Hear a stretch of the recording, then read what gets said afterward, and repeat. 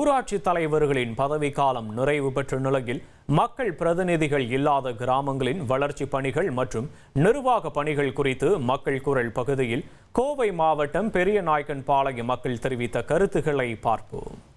பொதுமக்கள் ஒரு வேலைக்காக போகும்போது ஒரு தடவை இல்லை, 2 தடவை இல்லை, ஒரு வேலைக்கு 4-5 தடவை போய் சடைஞ்சிடுறாங்க. அதனால் அதிகாரிகள் பொதுமக்கள்கிட்ட சிலரை எதிர்பார்க்குறாங்க. உண்மையை சொல்ல போனால் ஒரு அப்ரூவ்டுக்கு குறிப்பிட்ட தொகையை எதிர்பார்க்குறாங்க. ஒரு வருட காலமாக, அது குறிப்பாக இந்த 8 மாத காலத்தில் கிட்டத்தட்ட ஒரு 70-80 வேலைப்பாடுகள் நிறைய நடந்திருக்கு, திறம்பட நடந்திருக்கு அப்படிங்கிறது என்னால் சொல்ல முடியும். இது காரணம் என்னென்னா, பிரதிநிதியோட குறுக்கீடு இல்லை, நேரடியாக வந்து அரசு அதிகாரியோட நேரடியாக முறையிட்டு அந்த வேலையெல்லாம் முடிக்கக்கூடிய சூழ்நிலை இப்போ ஏற்பட்டிருக்குன்னு நான் என்னுடைய தனிப்பட்ட கருத்தை நான் சொல்லி விரும்புகிறேன். நம்ம வாழ்வாதாரத்தை பாதிக்கிற மாதிரி அவங்க வந்து ஒரு கூலி வேலைக்கு போகிறவங்களாம் வந்து அவங்களுடைய வருமானத்தை விட்டுட்டு அவங்களுடைய வேலையை விட்டுட்டு தான் போகிறாங்க அரசு அதிகாரிகளை பார்க்குறதுக்கு. அப்படி போகிற சமயத்தில் அவங்க வந்து அரசு அதிகாரிகள் அதிக நேரங்களில் வந்து அலுவலகங்களில் இருக்கிறதில்ல.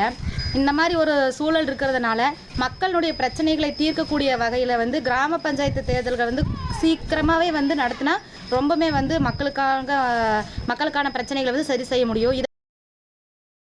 மக்கள் குரல் பகுதியில் கோவை மாவட்டம் பெரியநாயக்கன்பாளையம் மக்கள் தெரிவித்த கருத்துக்களை பார்த்தோம். அதிமுக்கிய விவரங்களை அனைவருக்கும் புரிய வைக்கும் பாட்காஸ்ட். பொருளாதார பல ட்ரில்லியன் ஆயுதங்களை கொள்முதல் செய்கிறது, சம்பவங்களை தேடி களத்திற்கே உங்களை அழைத்துச் செல்லும் ஸ்பாட்லைட். அங்க இருக்கக்கூடிய கள விவரங்கள் என்ன? கடந்த 5 வருஷமாவே சார் எனக்கு ரொம்ப பிடிக்கும் அவர் வர்றதுக்காக. எங்களுடைய நியாயமான கோரிக்கை. Even at the cost of stopping. பார்வையாளர்களையும் செய்திக்குள் பங்கெடுக்க செய்யும் மக்கள் குரல். 50 ரூபாய் எங்களுக்கு தண்ணிக்கு ஒரு தீர்வே இல்லைங்க. 10 வருஷமா எங்களுக்கு சரியான ஒரு விடிவு கிடைக்கவில்லை. 60,000 ஏக்கருக்கு தான் கேட்கிறோம், பிச்சை கேட்கறாங்க. புத்தம் புதிதாக, வித்தியாசமாக.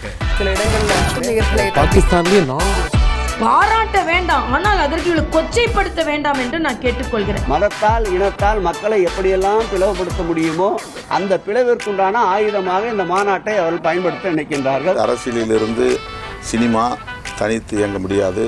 அனைத்தும் உங்களுக்காக. எப்போதும் இணைந்திருங்கள் தந்தி டிவியுடன்.